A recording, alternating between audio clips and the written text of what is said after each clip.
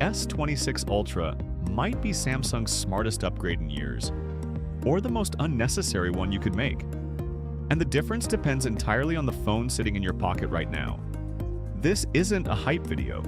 This is the breakdown that tells you the truth, section by section, phone by phone, so you don't spend $1,000 on a mistake. Stay until the end, because for some of you, this upgrade is a no-brainer. For others, it's a trap. Let's start with design because this is where opinions get divisive. The S26 Ultra gets a redesigned camera plateau with a sleek glass finish. It looks premium, no question. But the overall design language? Still very familiar. If you're hoping for a dramatic visual overhaul, you won't find it here. What has changed is the build material.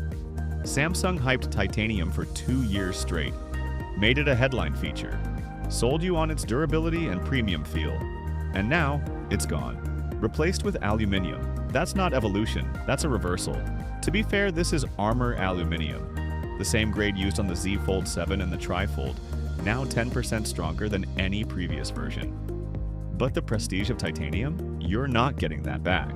If you're on an S24 or S25 Ultra, you'll feel the difference in your hand, whether Samsung admits it or not. Now, where things do genuinely improve is thickness and weight. The S26 Ultra is 7.8 millimeters thin, down from 8.1 on the S25, 8.6 on the S24, and 8.9 on the S23. That's meaningful. And at 214 grams versus 232 on the S24 and 234 on the S23, it feels noticeably lighter in hand. The squared frame from the S25 Ultra carries over, giving it that flat, grippy feel, and the corners are now slightly more rounded. No more sharp edges digging into your palm during long sessions. Colors include cobalt violet as the hero shade, with sky blue, white, and black widely available, plus pink, gold, and silver shadow as online exclusives. Verdict on design. If you're on the S23 Ultra, this is a big visual and ergonomic upgrade. S24 Ultra users will appreciate the slimmer profile. S25 Ultra owners?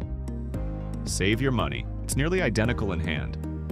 Now the display, and this is where the S26 Ultra genuinely earns its place in the conversation. The panel is 6.9 inches, up from 6.8 on the S24 Ultra.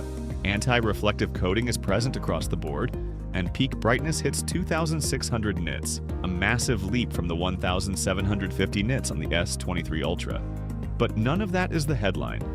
The headline is the privacy display. This isn't a gimmick, it's a hardware-level feature that limits viewing angles on command, meaning the person sitting next to you on the train, in a meeting, or on a plane simply cannot see your screen, while yours looks completely normal. It works seamlessly, and it's the kind of feature that once you have it, you can't imagine going without.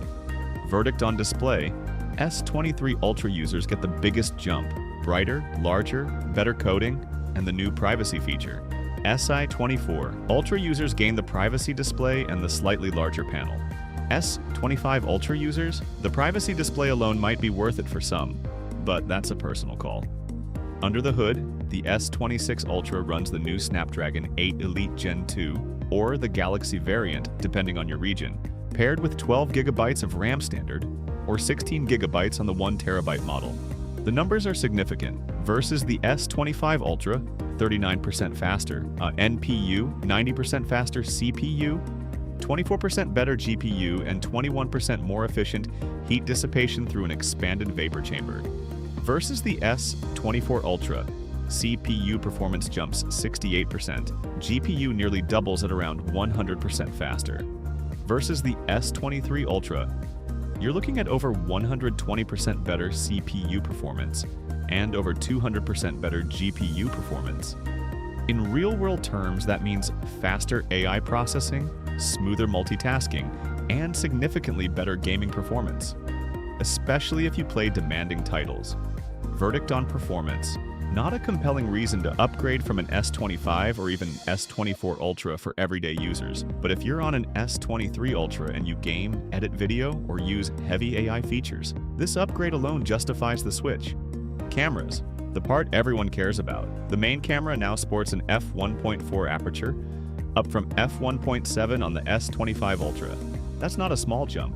In practical terms, it lets in 47% more light, which translates to cleaner low-light photos, better bokeh, and sharper shots overall. The telephoto also improves, moving from f3.4 to f2.9. And there's a new codec, a PV, Samsung's answer to Apple's ProRes. If you shoot video professionally or semi-professionally, this is a genuine game changer for post-production workflow. For S24 Ultra users, there's an additional win. The ultra-wide camera jumps from 12 megapixels to 50. That's a massive resolution increase and makes a real difference in detail when shooting wide scenes. Now here's the part nobody wants to say out loud, but it needs to be said. If you're coming from the S23 Ultra, you are taking a step backward in one critical area. The S23 Ultra had a true optical 10 times zoom lens. The S26 Ultra has 5 times. The sensor is newer, the aperture is wider, the megapixel count is higher, but none of that replaces optical reach. AI processing can stretch the image, but it cannot replicate what glass and physics actually do. If long-range photography is why you bought the S23 Ultra in the first place, this isn't an upgrade, it's a downgrade, full stop. Verdict on cameras. Clear upgrade path for S24 and S25 Ultra users. For S23 Ultra users, the main and ultra-wide cameras improve significantly, but if zoom is your priority, the S26 Ultra will disappoint you. The battery capacity is unchanged, 5,000 mAh, same as the S22, S23, S24, and S25 Ultra. Samsung hasn't touched the number in 4 generations.